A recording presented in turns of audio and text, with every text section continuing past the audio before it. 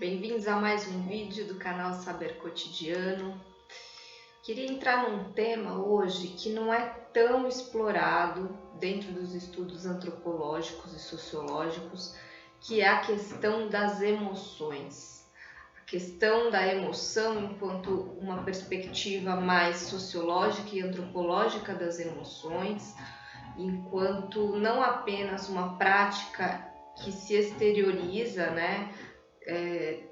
na verdade, exteriorizações através das práticas, mas todo o caráter cultural e social também contido nas emoções.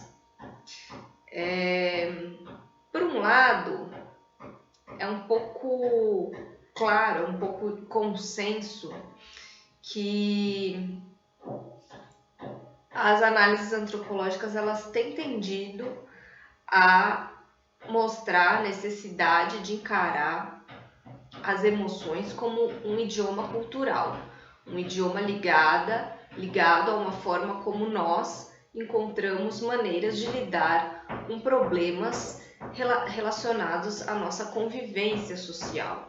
Então, culturalmente se constroem emoções específicas relacionadas à forma como a gente encontra para lidar com essas questões.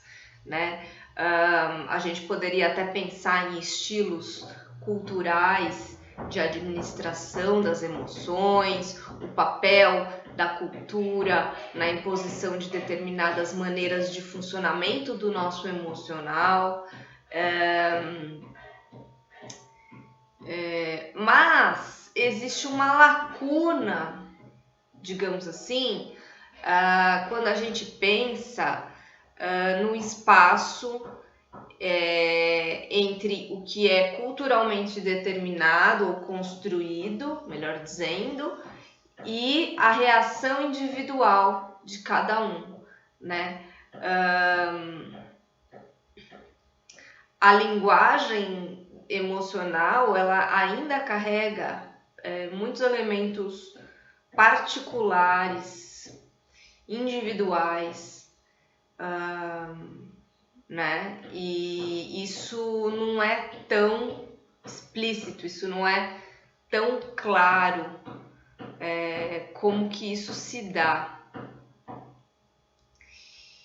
E aí a gente tem alguns teóricos que vão se debruçar mais nessa questão, das antropologias das emoções, no que de fato, além do que é explícito na prática, tem para a antropologia, para nós investigarmos.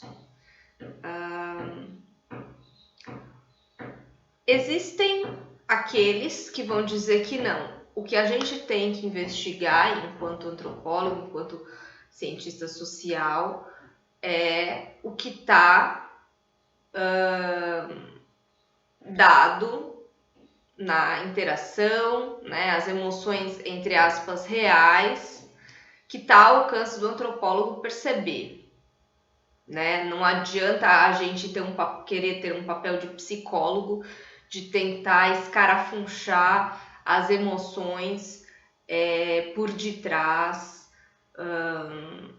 das questões que não são verbalizadas, que não são colocadas ali na interação. Mas, por outro lado, há também perspectivas que mostram que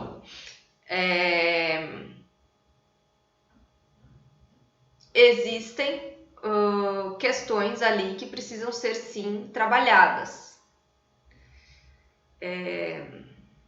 A gente tem que encontrar um meio de analisar para além das estruturas discursivas, para além das práticas, ou seja, tentar entender de que forma existe uma dinâmica emocional em jogo que traz para análise também não só esquemas culturais, mas símbolos, questões simbólicas, questões de linguagem, né? E aí a gente percebe que existem críticas feitas à noção de discurso ou à noção de praxis ou prática, né? Tanto feitos por Bourdieu quanto por Foucault, né? Giddens, todos esses teóricos mais clássicos, eles se debruçam sobre discursos, práticas, mas os antropólogos mais cognitivos, eles respondem muitas vezes a outros contextos, né? Dependendo da sua personalidade, eles têm uma certa diversidade para tendências emocionais que meio que escapam a esses esquemas mais prontos, né? Por exemplo, esquemas culturais de amor romântico. Vamos pensar aqui, que a gente já até falou desse tema aqui no canal. O amor romântico como um esquema culturalmente validado no Ocidente, né? Essa forma de sentir, que embora agora esteja em decadência e tal, para alguns setores da população, ainda continua se firmando como o principal esquema cultural de codificar, de fazer com que a gente mesmo aprenda a codificar as nossas emoções com base em parâmetros do amor romântico, né? Só que esse padrão, esse esquema cultural, ele não consegue abranger todos que estão dentro desse contexto cultural. Cada um, de acordo com a sua personalidade, individualidade e contexto, vai responder a isso com outras tendências emocionais, né? E ainda é muito difícil para nós pesquisadores encontrarmos a âncora disso, né? Considerar para além do discurso e da prática e considerar para além dessa ideia de esquemas culturalmente erigidos de emoção. E aí vão vir os antropólogos cognitivos e vão mostrar que não pode se considerar os signos, as linguagens, como fora, né, do mundo, né? As emoções, elas de fato são âncoras que permitem a gente entender melhor os signos, os enunciados, esses enunciados emotivos referem-se a algo, né? Então essas emoções constituem de fato uma espécie de elemento não verbal que precisa ser estudado, um domínio que não pode ser um domínio, digamos assim, de equivalência ou da representação do signo na prática, né? Não é equivalência e não é representação. É a própria prática acontecendo a partir da emoção e a própria reelaboração do que é o sentir, do que é aquela sensação, do que é aquela emoção, do que é aquele sentimento. Por exemplo, né, a ideia do casamento, a ideia de uma cerimônia de casamento e todas as emoções envolvidas ali numa cerimônia de casamento aqui no nosso contexto, todo esse contexto, a emoção ela não brota por si só, né? A emoção ela está diretamente relacionada ao que essa cerimônia e aqui as convenções dessa cerimônia permitem formular dentro de cada um de nós, seja na noiva, seja nos convidados, seja nos pais da noiva, seja no noivo, nos pais do noivo, enfim, toda a convenção emocional ela interage diretamente com as nossas emoções, ao invés de criar as nossas emoções. A gente, então, tem aí uma visão muito mais intrínseca e emaranhada de ambivalência entre o esquema e as nossas emoções, os nossos padrões, né? Não se tratam assim de padrões, de emoções criadas pela sociedade, mas talvez de emoções que são gerenciadas uma certa ideia de controle das emoções ou gerenciamento das emoções dentro de determinados espectros sociais.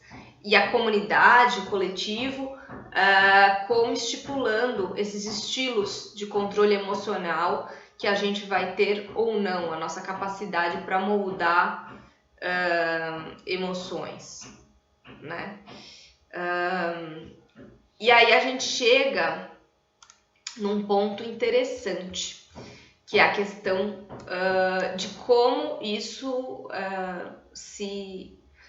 como isso evolui, como isso tem consequências interessantes, né?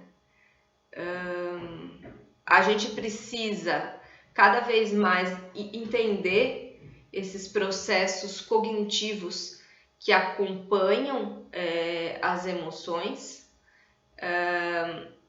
E Victor Turner já falava, né, que ele estava muito preocupado em entender como nós experimentamos a cultura, como os indivíduos experimentam a cultura, como os eventos são recebidos pela consciência, né? A gente pode pensar que essa experiência está ligada, né, não apenas a ações e sentimentos, mas a reflexão que a gente tem sobre eles, ou seja, é isso, a gente reflete sobre o que a gente está sentindo e formula a partir daí os limites, a gente molda até onde a gente vai com as nossas emoções. E por isso entra aí a necessidade de articular cada vez mais emoção e razão, que a gente chama de emoção e razão, entre consciente e inconsciente, entre fenômenos psíquicos e fenômenos físicos, de práticas, né? E entra aí a questão do poder, né? O que é o poder? O poder também é a forma como a gente consegue ou não dialogar com essa ideia de controle emocional, né?